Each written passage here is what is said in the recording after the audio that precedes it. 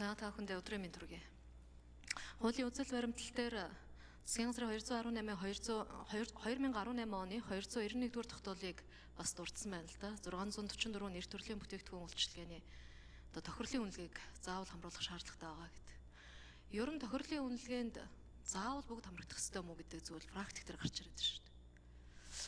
Та бүхэнд олон байгууллагаас бас энэ саналууд очиж ирсэн баг. Би нэг жишээ авч хэлье. 2018 онд баталсан энэ журмаар орсон бүтээгдэхүүн дотор зэсийн байжмал байгаа. 2024 оны 1 сарын 24-ний өдрийн шадар сайдын 10 дугаар тушаалаар батлагдсан журман дээр зэсийн байжмалд тохирлын үнэлгээ авахад үнийг нь 3 дахин нэмэгдүүлсэн. 4500 тонн тутамд нэг тохирлын үнэлгээ авдаг байсныг 500 тонн тутамд нэг тохирлын гэрчлэгээ авдаг болгож өөрчилсөн. Жилд тохирлын гэрчлэгээ авахын тулд 20 сая төгрөгийн зардал гардаг байсан бол өнөөдөр жилдээ 200 сая төгрөгийн зардал гарч байна. За шаардлагатай бол гаргая хамаагүй зардлын. Гэтэл энэ тохирлын гэрчлэгийг хаана ашиглаж байна? Хаанч ашиглагдахгүй. Баахан цаас, баахан хөдөлмөр 200 сая төгрөг хийгээл дараа нь устгадаг л нэг юм цаастай боллоо. Бодит байдал ийм байна шүү, нэг хэлэхэд. Яг тэгэхээр зэсийн байжмлыг экспортод гаргахад геологийн төв лаборатори, мөн Галийн ерөнхий газрын дэргэдэх лабораториор шинжилгээ хийгдээд уул уурхайн бүтээгдэхүүний борлуулалтад төрөөс тавих хяналтыг бол хэрэгжүүлээд яваад байгаа. Төрөөс тавих хяналтыг хийж яана гэвэл үүнтэй давхардаад байна. 1. Хоёрт, худалдаа авагч талаас чанарын хяналт гэж үзэх юм бол Лондонгийн металлын биржид бүртгэлтэй олон улсын лабораториудаар энд чанарын хяналтуудыг хийлгээд баталгааныхаа дүгнэлтүүдийг бүгдийг гаргаад аваа явж байгаа. Яг үүндээ энэ тохирлын гэрчлэгээ хаанч ашиглагдахгүй байна. Хаанч хэрэглэхгүй байна. Галийн ерөнхий газрын лабораторийн дүгнэлтээр үндслээд амнатыг тооцоо авчиж байгаа. Тэгэхээр ер нь энэ тохирлын үнэлгээ гэдэг зүйл чинь заавал бүх бүтээгдэхүүнд байх ёстой юм уу? Нэгдүгürt. Ер нь бол стандартыг ойлгож байна. За стандарт техникийн зохицуулалт хоёр бол нэг нь заавал дагаж мөрдөх, нөгөөх нь дагаж мөрдөх баримт бичгээ гэдэг хуулийн төсөлдөр орсон байна л. Тохирлын гэрчлэгээ маань үндсэндээ бол тодорхойлсон шаардлагад нийцэж байгаа эсхийг тодорхойлсон баримт бичиг буюу зөвшөөрөл олгодог баримт бичгийн хэлбэр рүү шилжчихсэн байна шүү дээ. Тэгээ энэ чинь өөрөө эргээд нөгөө аж ахуй нэгж байгуулахдаа дарамт болоод байгаа юм шүү. Хээ дэмий ажил болоод байгаа юм шүү. Ер нь энэ төрийн байгууллагуудын давхардсан хяналт, төрийн оролцоотой давхардсан үйл ажиллагааг багасгах чиглэлээр энэ хуулийн үзэл баримтлал хуулийн төсөлд ер нь хэрхэн яаж тусгасан юм бэ? Олон улсын зах зээлд үйл ажиллагаа явуулдаг. Тухайлх юм бол уул уурхайн бүтээгдэхүүн олон улсын зах зээл дээр борлуулахад баримтладаг нийтлэг зарчмыг баримтлаад итгэмжлэгдсэн лабораторитой тухайн аж ахуй нэгж өөрөө олон улсын итгэмжлэгдсэн лабораторитой гадна талдаа итгэмжлэгдсэн лабораториор худалдаа авч нь авч байгаа. Төр өөрөө хяналтаа хийчихэж байгаа. Ийм олон хяналтын давхардал байхад тохирлын гэрчлэгийг үүнд орлуулан тооцдог механизм байж болтгүй мүү?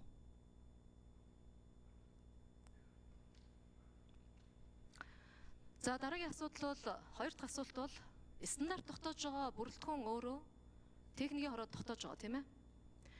Яг энэ техникийн хороодын наривчилсан зүйл заалт хуулийн үзэл баримталтч дээр хуулийн төсөл дээр алга байна. Ер нь стандарт тогтоож байгаа бүрэлдэхүүн маань өөрөө стандартын шаардлага хангаж байгаа юм. Энд ямар бүрэлдэхүүн орох ёстой гэдгийг наривчлан зааж өгөхгүй мө. Мэргэжлийн хувьд, дуршлагын хувьд, ур чадварын хувьд нарийн төвөгтэй стандарт, техникийн тодорхойлолт, техникийн шаардлагыг тавих гэж байгаа энэ бүрэлдэхүүн өөрөө. За шадар сайд хариулт өгье.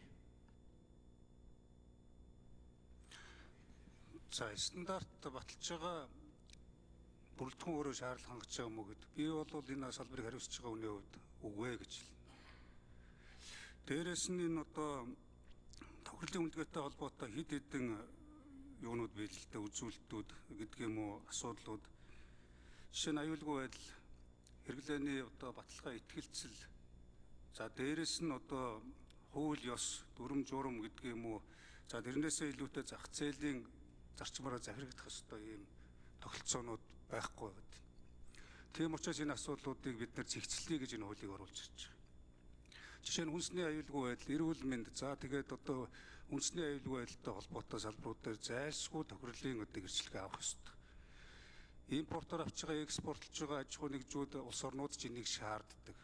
За тодорхой уул уурхай бүтээгдэхүүн саяны өрийн төвийн гишүүний ярьсан одоо засгийн баяжмал төмрийн өдөр нүүрсний асуудал гэдэг бол олон улсад тодорхой зах зээл нь ойлгомжтой, орц найрлагч тодорхой байдаг асуудал дээр бид иймэрхүү зүйлүүдийг эргэж харах ёстой.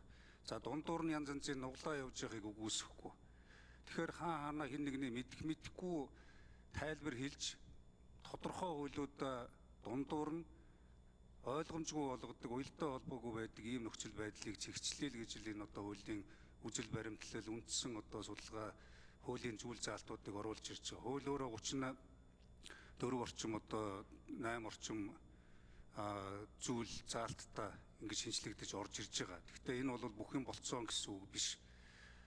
Энийг бол ажлын хэсэг байгуулагдаад гишүүдийн одоо оролцоотойгоор өшөө цаашаа нарийн санаанууд тусгадах ёстой гэж бодож байгаа. Хууль эрх зүйн орчнуудтайгаа уялдуулах зүйлүүд бий. За ер нь түрүүн би хэлсэндээ энэ стандарт баталж байгаа техникийн хороо батлуулж байгаа хүмүүс хоорондоо өөрсдөө мэрэгжлийн байх, илүү чадварлаг байх, илүү ёс суртахуунтай байх, илүү одоо нийгмийнхаа эрх ашигыг боддог байх. Тэгэхийн тулд хувийн хөвшил, аж ахуй нэгж, хөрөнгө оруулагчид, гадаад дотоодын хөрөнгө оруулагчдаас эхлээд эрдэмтэн судлаачид энэ судлаачид шинжээчдэд оролцуулж шинжлэх ухааны уул суурьтай амьдралд нийцсэн асуудлын гүнд орсон ийм тогтолцоог л бий болгохгүй бол хөнгөцгөн харж явсаар байгаад энэ өөрөө техникийн хороонд хүртэл нэг хэлбэрийн болцсон асуудлууд бий. Энийг одоо дахин энэ хууль шинжилгээд гараад ирэхээр бид магадлан итгэмжлэх чадамжийн шалгуурлах тэрийг хэн ямар одоо салбарыг ямар стандартыг баталгаад байгаа гэдгийг олон нийт нээлттэй харж иж ил тод хяналтаа тавьдаг буруу зөвийн шүүдэг хүртэл ийм иргэдийн хэлт рүү оруулъя л гэж байгаа тогтолцоо руу. Ингэжээж бид стандартыг өдөр тутмын хэрэгцээ шаардлага болгож зогсохгүй бүр ийм зарчим бөгөөд амьдралыг хэмнэл болгох соёл болгоё л гэж шин соёлыг тогтооё гэж хуулиараа дамжуулж энэ тогтолцоогоор дамжуулж байна. За нэмэлт хариулт 4-р эндрээс өгье.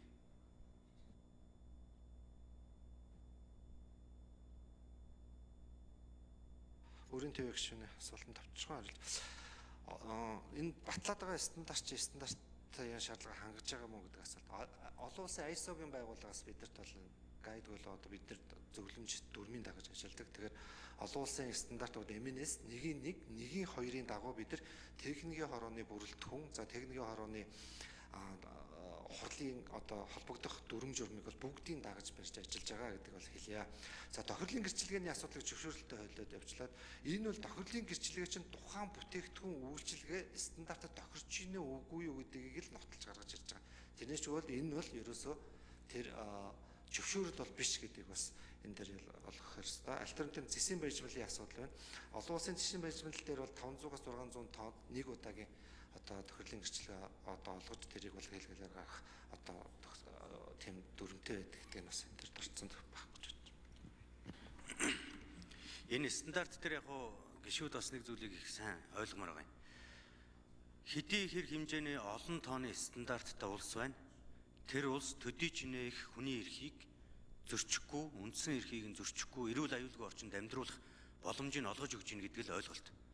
Манай Монгол улсад байгаа 6700 стандартын 50% нь хэрэгжилттэй байна гэдг нь өөрөө бид хүний эрхийг хангах тал дээр төдий чинээ сул байна л гэсэн үг болчих. Дээрээс нь альва төрлийн стандартыг шин тутамд нэвтрүүлж чадахгүй байна гэдэг бол бидний хувьд одоо үндсэндээ зах зээл дээр нэлээд хоцрогдолтой явж байгаагийн том илрэл юм байна. Дэлхийд бол одоо Канада улс хамгийн олон тооны стандарттай гэж байгаа. Канадын олон тооны стандарттай болсон үндсэн шалтгаан бас л 1980-70-ад оны сүүл 80-ад оны ихэнх үеэс энэ хүний эрхийн асуудлыг илүү их хүндсэн, хүний эрхийг хангах чиглэлээр баталсан хууль тогтоомж нь үндсэн хуулийн ард дээр бичигдэх том хууль. Тэрний хэрэгжилтийг хангахын тулд нийгэмд одоо стандартыг бүрэн дүүрэн бүх түвшинд нэвтрүүлэх гэдэг зорилгыг тавьсан дээрээс өнөөдөр 140-50 мянган стандарттай болсон зүйл болчихж байгаа. За нөгөө талдаа Монголд бол нэг асуудал байсан, мэрэгжлийн хяналт гэдэг нэг айхтар ойлголт байсан. Ерөөсөө мэрэгжлийн хяналт бүгдийг хяндаг юм шиг, мэрэгжлийн хяналт бүх стандартыг мэддэг юм шиг л ойлгож хүлээж авдаг байсан. Харамсалтай нь бид мэрэгжлийн хяналтын байгууллага муудсан махыг очиод чанд идчихийг харсан шүү дээ. Тэр өөрөө стандарт биш. Тэр өөрөө ямар хяналт тавьж байгаа гэдэг ойлголт байхгүй болж эхэлсэнтэй холбоотой асуудал. Уул нь анх мэрэгжлийн хяналтын байгууллага зорилго нь зөв тавигдаад салбарын мэрэгжлийн хүмүүсээр бүрдсэн хяналтын байгууллага гэж бүрдсэн чинь хөгжлийнхөө явцад 20 жилийн дараа салбарын бус хүмүүс салбарт хяналт тавьдаг болж эхэлсэн. Тэр нь өөрөө нөгөө авилга, нөгөө хүн суртал гэдэг зүйлийн чинь үндэс нь болсон. Сүүлдээ мэрэгжлийн хяналтын байгууллагын талаарх ойлголт олон нийтийн дунд маш сул болсон. Судалгаа явуулаад үзэхэд судалгаанд оролцож байгаа иргэдийн 15% нь мэрэгжлийн хяналт байх ёстой гэж үзэж байна.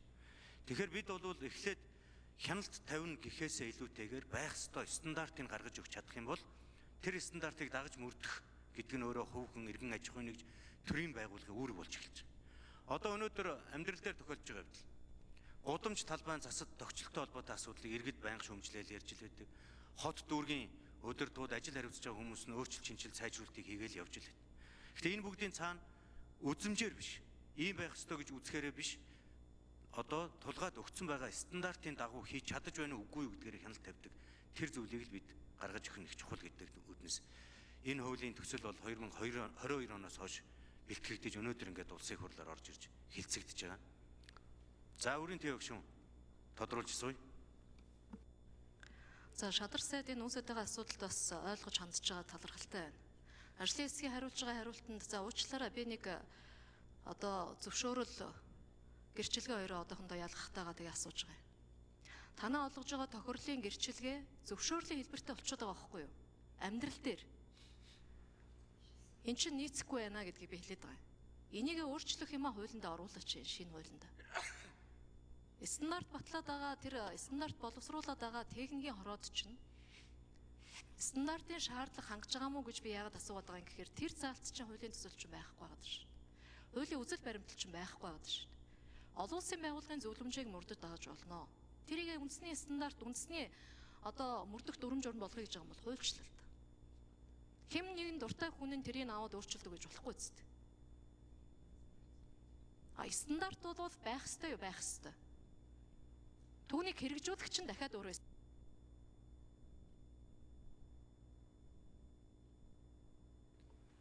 За Ганбатын очроо тэгшүүн.